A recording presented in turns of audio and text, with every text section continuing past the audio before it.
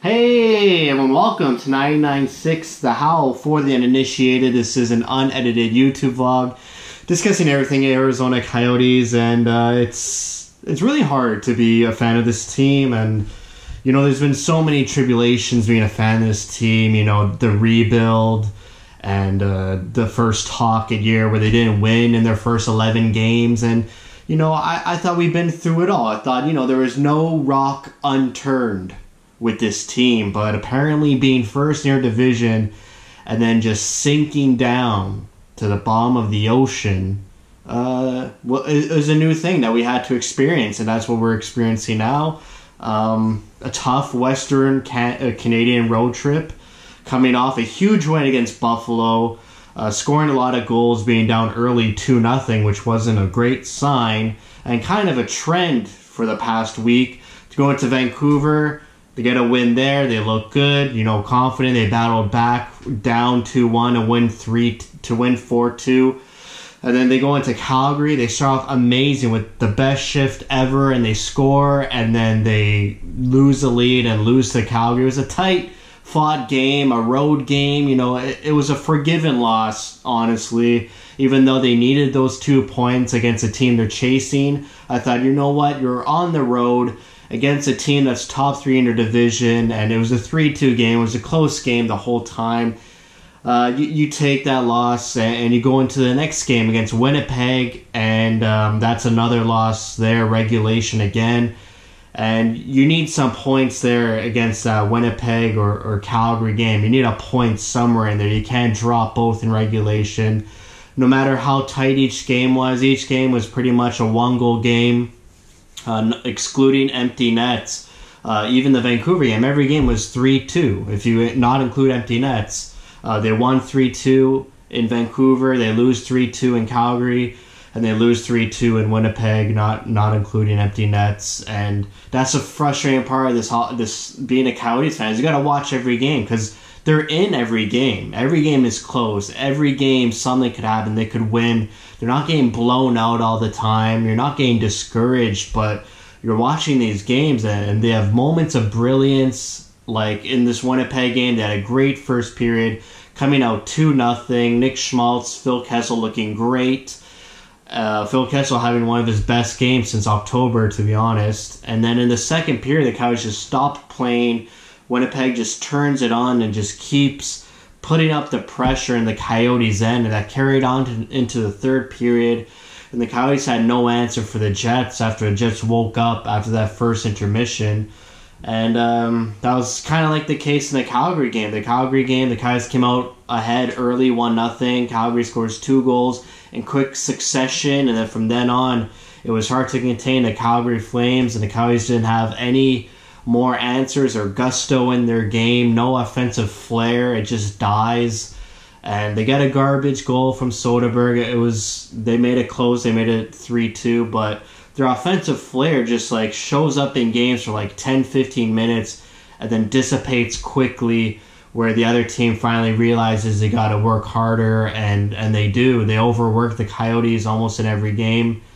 But they got a huge 5-game homestand coming up. They could win all 5 and get 10 points and make a case for the playoffs, but it's kind of a swan. It's like so out of reach, and there's not much positives to take out of these games. I mean, they're hang around games, but there's just no one there consistently to just be a game breaker. I mean, we saw Schmaltz for the first period score 2 goals. But it was just him and Phil Kessel tonight. The other lines were pretty much non-existent. That fourth line with Richardson, Grabner, and Fisher, I mean, they're hemmed in their zone every time they stepped on the ice. Hinostroza's been a ghost. Dvorak had a quiet road trip. Keller as well had a quiet road trip. Hall seemed like he was the only one trying on that top line. Garland goes down with an injury week to week, pretty much done for the season. So that's your top scorer. Your 20-goal scorer out for the season. And the only reinforcements coming back is Jacob Trickman, who would probably be ready on Thursday. He practiced with the team Monday before the Winnipeg game, but they can't score. The system Rick Tocchet has them going through just lacks that offensive prowess, that offensive flair, that just hunger for the puck in the offensive zone. It's not there. The power play, they had one power play against Winnipeg, was pretty brutal. They just circled it around. They kept giving it to Hall on this power play, but there was nothing for him to do. No one was open. There was too many bodies in front of the net to get a clear shot. And Osterley and Goligoski were on the D pairing, and Hall had to work with Stepan and Dvorak being the two bodies in front of the net. I mean, you got to have another playmaker there in Keller or Schmaltz. I felt that. But, yeah, I mean, it could happen. They could go on a streak. They could go on a roll. But, I mean, these are two games that they had to have picked up points against teams they're chasing. They couldn't drop 2 points in regulation to both Calgary and the Jets. And they did, and that's a reality now. And just not sure what happens. I liked how Tocchet has been juggling the line since that Buffalo game. I really liked finally separating Keller and Schmaltz on separate lines, trying to get Kessel going, which seems to be working a bit. But some players dropping the ball, like Hinostroza has been dropping the ball hard.